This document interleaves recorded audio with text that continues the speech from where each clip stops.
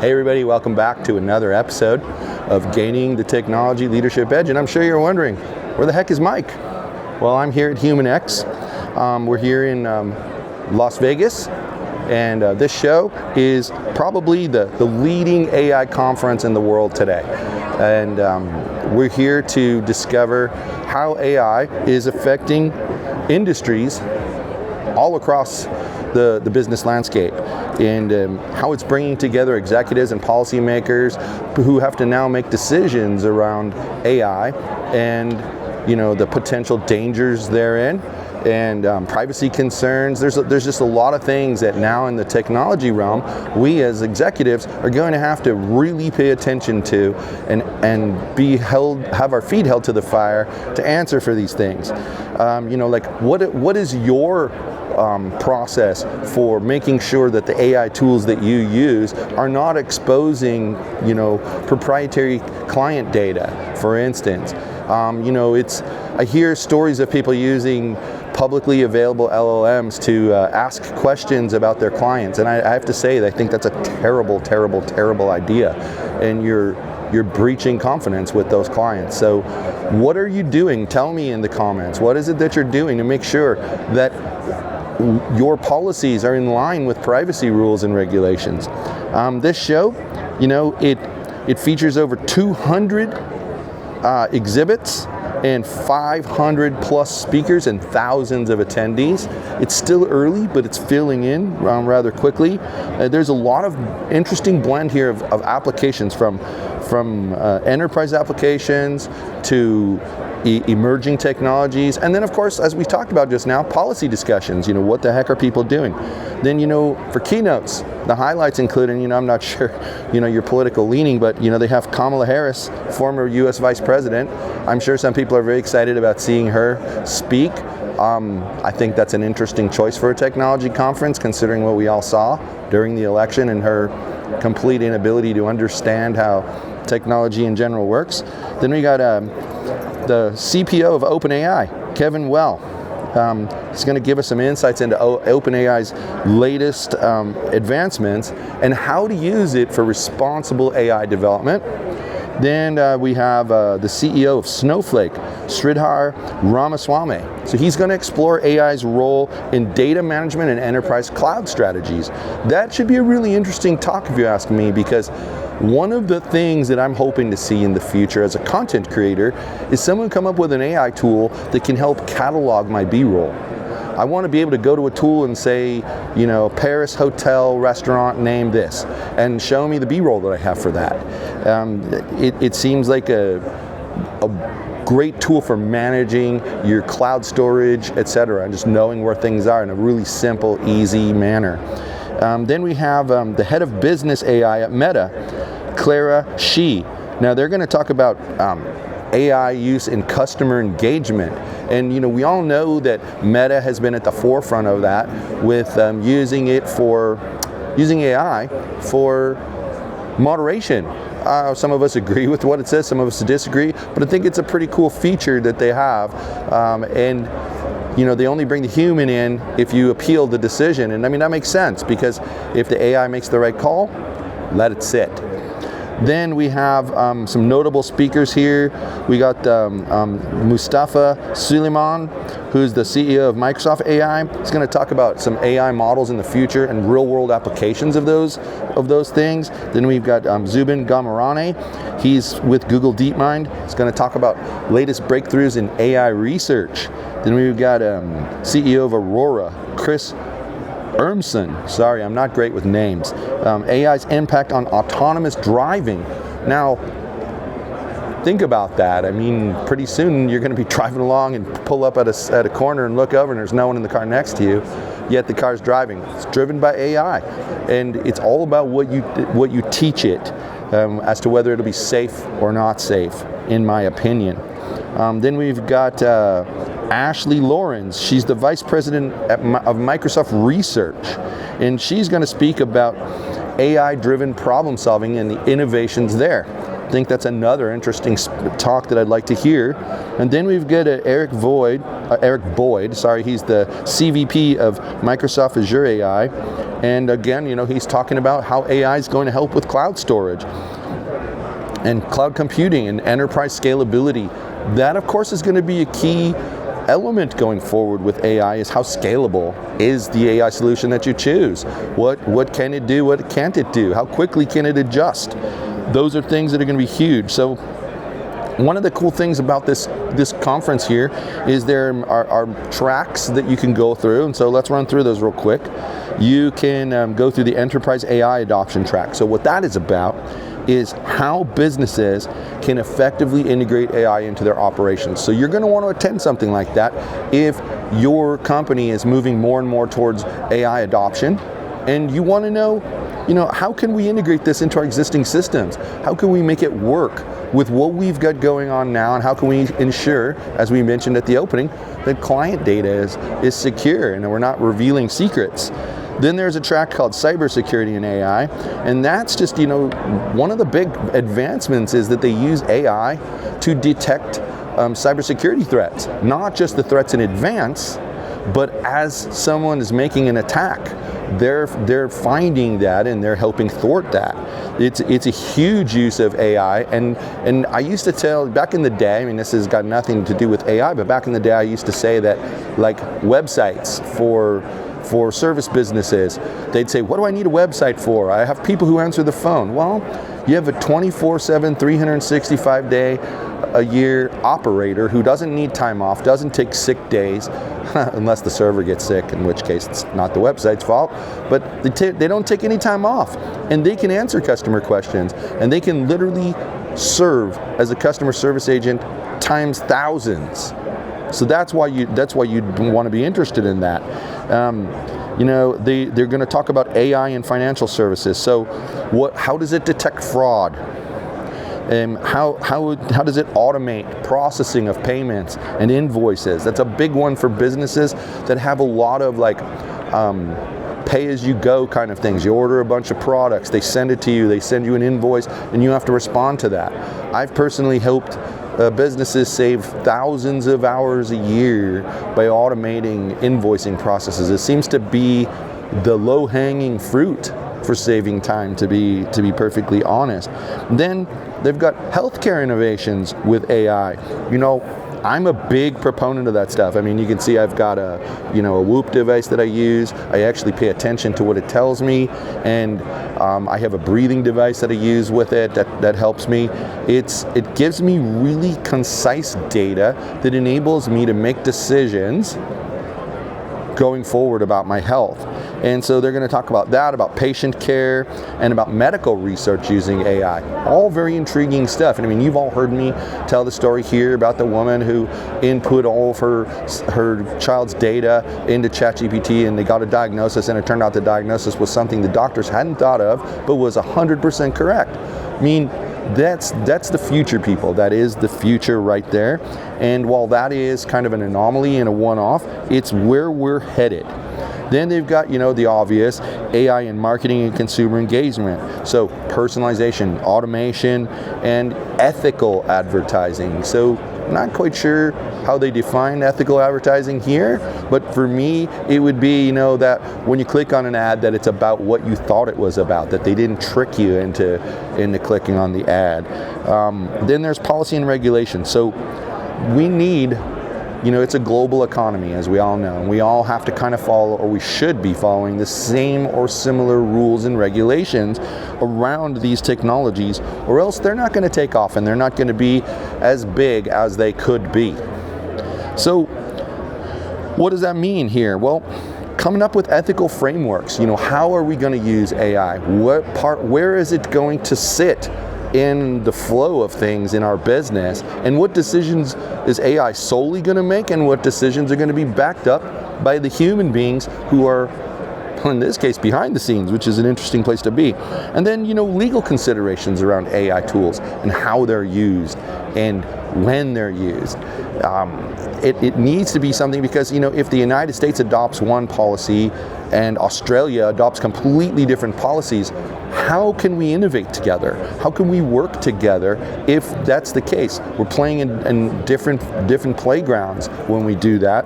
And so I think that one is really huge. And then they're going to talk about breakthrough tech. What would a big conference like this be without breakthrough? And in this case, emerging AI research, quantum computing, and Gen AI. So, it's the future, folks. AI's here to stay. It's not going away. Then there are some interactive experiences here at HumanX, and those sound actually intriguing as well. There's something called Solution Bridge. It's a dedicated space for enterprises to connect with AI solution providers. So you're going to meet people who provide AI solutions for maybe some of the problems that you have in your business, and they can help you solve them through the use of AI. Then we have the peer exchange. So it's a closed-door roundtable discussions with executives and industry experts. All of these are interactive. So, get in there, ask your questions, talk to the people in there, make connections. On the back of this badge is this little chip, and it has a button right here. And if I meet somebody here and I want to exchange contact information with them, I can do it with that little button, and they can do it back to me. It goes into the HumanX app, which I can then transfer into my CRM or wherever I want to put it. Sort of cool stuff. So make those connections when you go to a place like this. Don't just look at it as I'm here to learn about the technology. Of course, that's part of it, but you also need to be prepared to meet other people to help further the initiatives you have down the road. Then there's Venture Connect. That is a place for AI startups to meet with investors. Everybody needs money in order to make things happen. That's where you're going to find that. Then there's hands-on labs, live workshops that demonstrate the latest AI tools and platforms. That sounds like a lot of fun. Something we hope to check out today. Let's see if we can do that. Then they offer you some networking opportunities. There's some meetups, there's receptions, there's hours events. They did a great job of putting out a schedule about this ahead of time, and there's a lot of great things here. There's some executive roundtables, there's some leadership forums. You can meet venture capitalists, and then we get down to exhibition highlights. So many exhibitors showcasing cutting-edge AI applications. I've seen some interesting things as I walked through here. Not quite sure what they do because I didn't have time to go up to the booth and speak to them, but I will do that, and it will be here in this episode for you to see and hear. There's demos of AI-powered robotics, autonomous vehicles, and conversational AI. Now, there was an episode on this show. I'll find it and I'll put the link in the description. But there was an episode where we talked to somebody who had developed essentially an AI chatbot. But the difference between it and a standard chatbot, like say ManyChat or Chative, is that it could be taught. So you're having a sale and there's some details to how that sale works. It can be taught that. And so when the customer comes in and says, hey, how does the sale work? Instead of saying, here's a link, go read it, it can actually explain it to you. And what was really cool about this feature was in the episode, the guest got on his cell phone, made a phone call, and spoke to an audio version of that AI agent and got it to transfer him where he needed. He got some information out of it. That was just the tip of the iceberg, folks. This is, in my opinion, as someone who came from a background of building a service-oriented company that delivered food and had to take phone calls in order to get those orders, or web-based orders, but then had to follow up with people who were making phone calls, it's a game changer. I can only imagine when we did the website at Restaurants on the Run, they were getting about 5% of their orders online. That meant 30 people per shift in the call center, manning phones. 30 people, 3 shifts, that's 90 people a day.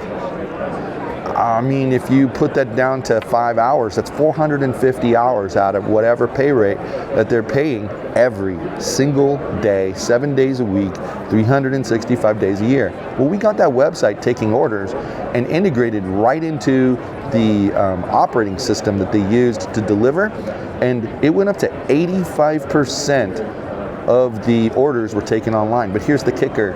They went from doing $4 million a year to $24 million a year, to $35 million a year, to $56 million a year, just over the course of 3 to 4 years because of the website. It's scaled effortlessly because you don't need to hire 10 more people for yet another shift. And you don't need to train those 10 people. You just have a tireless agent, the website, that works and works and works and works and works and works towards the end goal, which is helping that customer. So there's also something called Startup Alley, and I'm not sure if it's related to what goes on here in Vegas because we have something that we call Tech Alley, but it's a showcase of emerging AI companies and that are disrupting industries. That's intriguing to me as well, because the disruptors are usually the ones who help further innovation. Then there's going to be some special events here. Live cooking demo with David Chang. It's going to use some AI-powered smart kitchen technology and show you how it works in action. It's intriguing. I wonder what AI can do in the kitchen and what are its limits.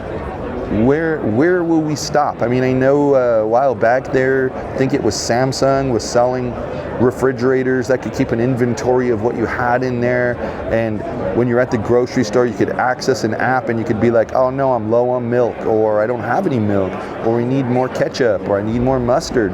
It would tell you these things. I'm just intrigued by the idea that maybe at some point AI can help run a household and keep it kind of ship-shape and make sure that things are happening the way the homeowner and the resident want.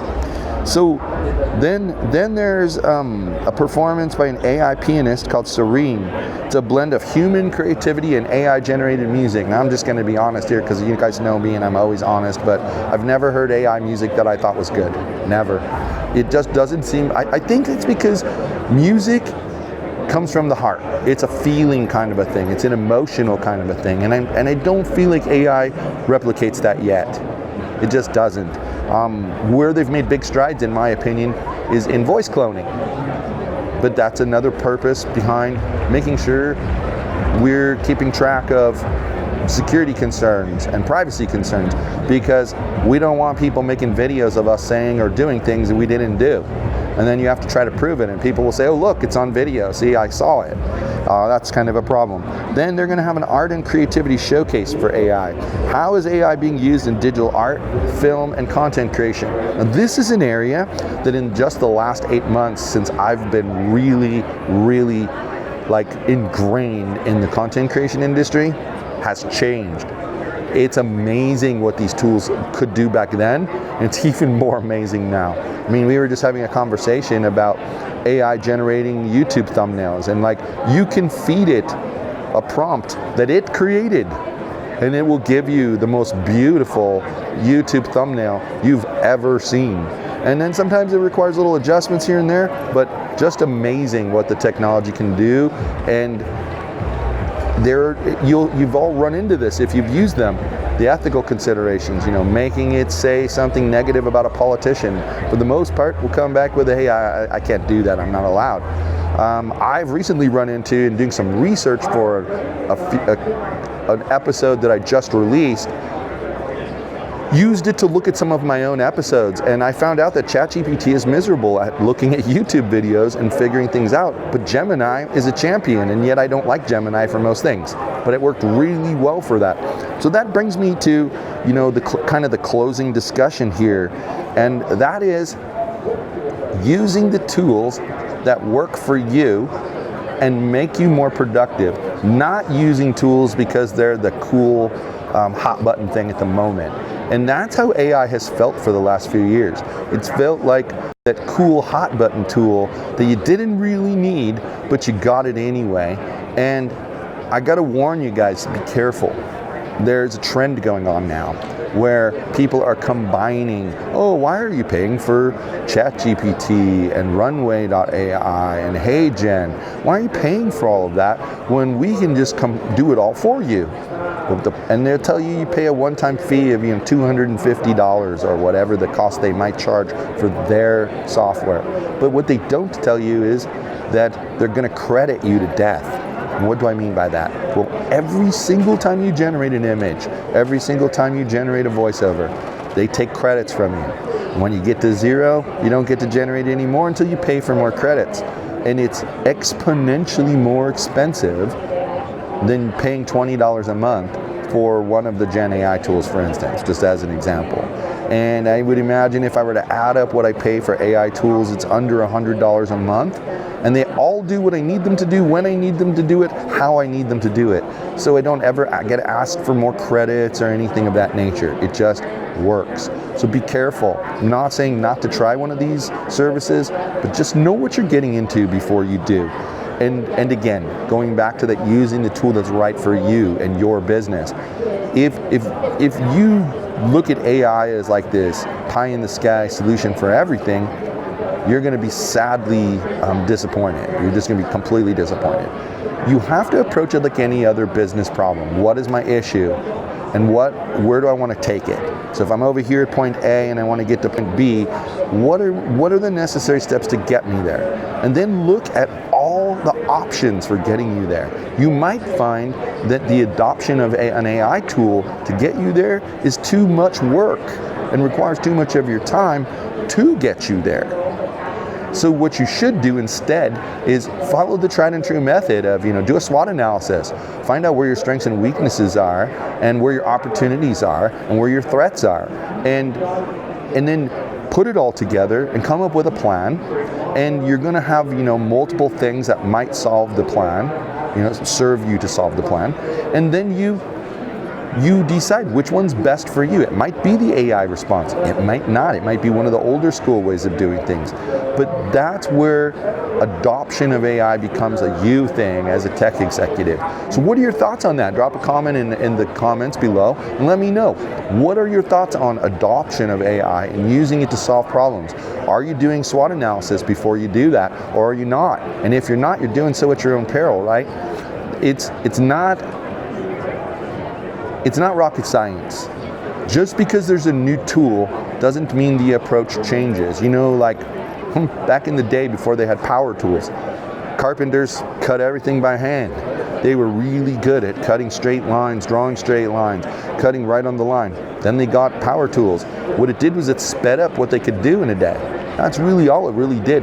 It made it so that they could easily cut curves and triangles, shapes, and things of that nature, and even circles out of a piece of wood that might have been an extreme struggle before. AI is no different.